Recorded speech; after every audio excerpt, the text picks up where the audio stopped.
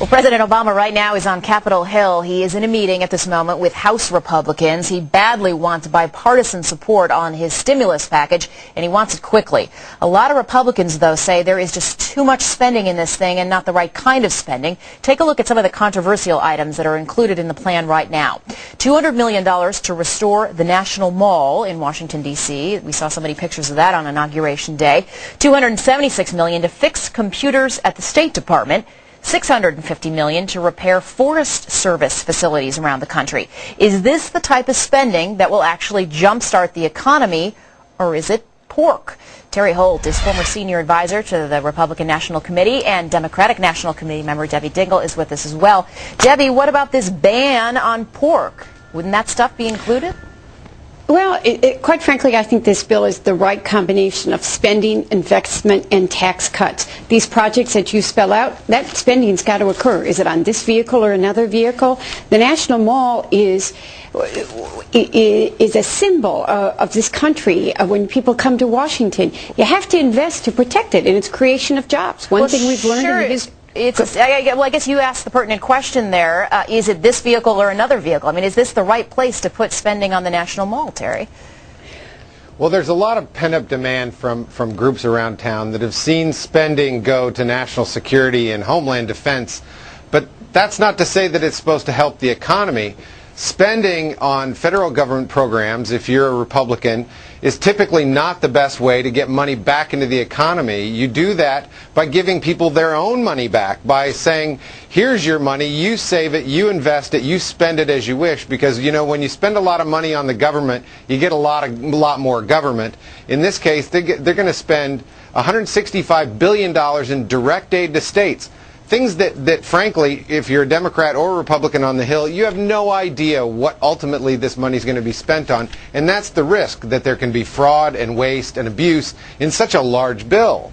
Debbie, do you worry about that the spending really is veiled in the case like Terry's talking about, so it goes to the state of Iowa in a big chunk and we never actually know where it goes specifically?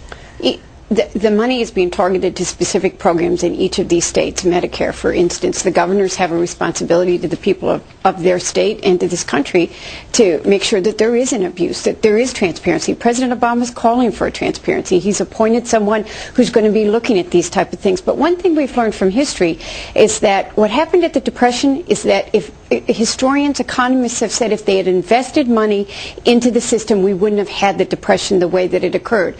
President Obama, surrounded by people that know what they're doing, are investing. They're investing in the economy. Terry says give money back. 95% of the American people will get an immediate tax cut from this bill.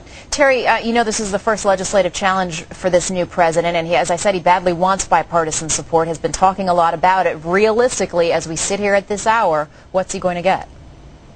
Well, I think the Republicans that are going to meet with President Obama here today have high expectations that there can be bipartisanship in the government moving forward. It just so happens that taxes and spending issues between Democrats and Republicans, that there's big philosophical differences about how that money would best invested in the economy. But I do think most Republicans are looking for opportunities to work with President Obama. If we can improve this bill in the course of the next couple of hours or 24 hours, then I think that you'll see Republicans impressed and satisfied that they've begun a good relationship with President Obama. But I tell you what, there are better bipartisan opportunities out there on things like transportation issues, on things like energy issues, even on health care and immigration. But spending is not usually the first one you want to see in terms of bipartisan. Debbie, it was just 3 weeks ago that President Obama was talking about hopefully getting 80 out of 100 senators on this thing. He is looking at a number nowhere near that today. What happened?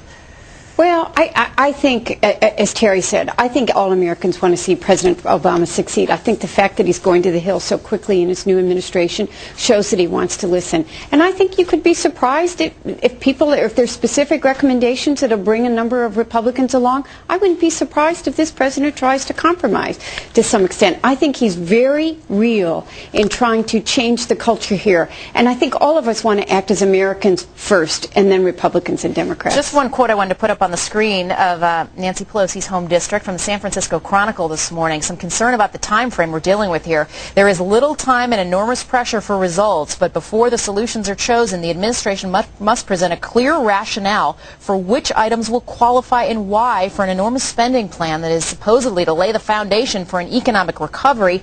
This hasn't happened yet. I just need a very quick answer from both of you. Terry, is this being rushed and it's going to be upsetting to taxpayers ultimately? You're only going to be able to spend $825 billion once, and you want to get it right. And by rushing too quickly, we risk getting it wrong and wasting this money. Well, Debbie, your response. We need to get money into this economy, and we need to do it now. 75% of these dollars will be spent in the first 18 months. We need a stimulus. We need to give the economy a jump. That's what this is designed to do. Debbie Dingell, Terry Holt, thanks, guys. We'll continue to watch it from Capitol Hill and wait for the president to see if he makes some comments within the next hour.